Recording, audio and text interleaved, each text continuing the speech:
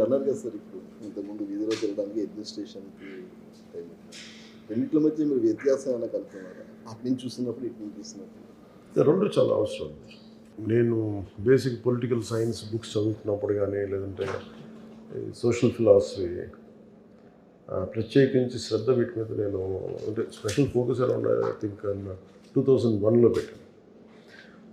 2001లో దాని మీద అర్థం చేసుకోవడానికి బేసిక్ పబ్లిక్ పాలసీ మీద చదువుతున్నప్పుడు నాకు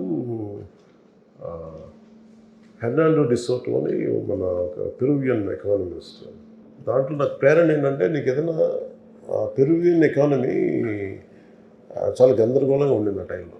హెర్నాండో డిసోటో అని బుక్ ఉండొచ్చు, పేరు మర్చిపోయింది. అంటే దాంట్లో ఏముండదంటే నేను చదువుతున్నప్పుడు అంటే ఐ వాంట్ అండర్స్టాండ్ పాలిటిక్స్.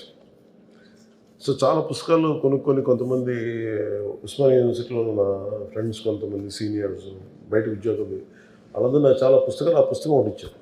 మన ప్రమోద్ అని తన ఫ్రెండ్ ఆయన ఇచ్చిన బుక్ అనమాట. సో దాంట్లో నాకు తీసుకున్న సారాంశం ఏంటంటే ఆ టైంలో షైనింగ్ పాత్ గెరిల్లాస్ ఉండి యువతంతా మావోయిస్ట్ మూమెంట్స్కి వెళ్ళిపోయేవాళ్ళు. ప్రత్యర్థుల్ని ఎదురు తిరిగితే ఈ టిపికల్ అటు వాళ్ళ తెగల గొడవలు ఎలా మన దీని ఏమంటుంది స్కాల్ప్ కోసేసేవారు.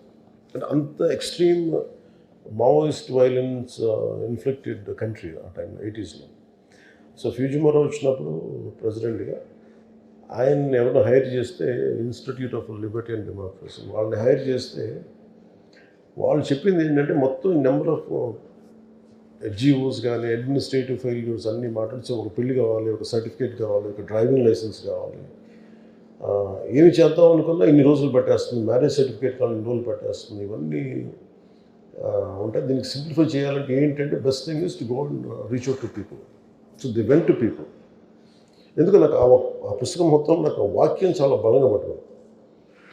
అంటే పరిష్కారాలు ఆఫీసులో కూర్చొని ఎతకలే, ఆఫీసులో కూర్చొని కొద్ది కన్ఫ్యూజన్ ఎక్కువైపోద్ది, ప్రజల్లోకి వెళ్ళాలి.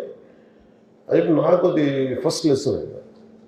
సో నేను అందుకని ఎక్కువ వెళ్ళటం వల్ల అడ్మినిస్ట్రేటివ్ లాంగ్వేజ్ తెలియకపోవచ్చాను, కానీ మన ఎన్ని అడ్మినిస్ట్రేటివ్ లాంగ్వేజ్ మనం ఎంత కోడెడ్గా రాసుకున్నా, దానికి ఎన్ని పేర్లు పెట్టుకున్నా, the purpose of any act is to use little వాళ్ళ జీవితాన్ని కొంచెం సమాధానాలు ఇవ్వడం, లేకపోతే కొంచెం బరువు తగ్గించడం, సమస్య పరిష్కారం ఇవ్వడం. సో నాకేమనిపించిందంటే నాకు రెండు హెల్ప్ అయ్యింది. అది నేను ప్రజల్లోకి వెళ్ళి ప్రతి సమస్యను అర్థం చేసుకోవటం వల్ల దాని బ్యూరోక్రాటిక్ లాంగ్వేజ్, లీగల్ లాంగ్వేజ్ నేను ఈ రివ్యూ మీటింగ్స్లో నేర్చుకున్నాను. That's what I can say.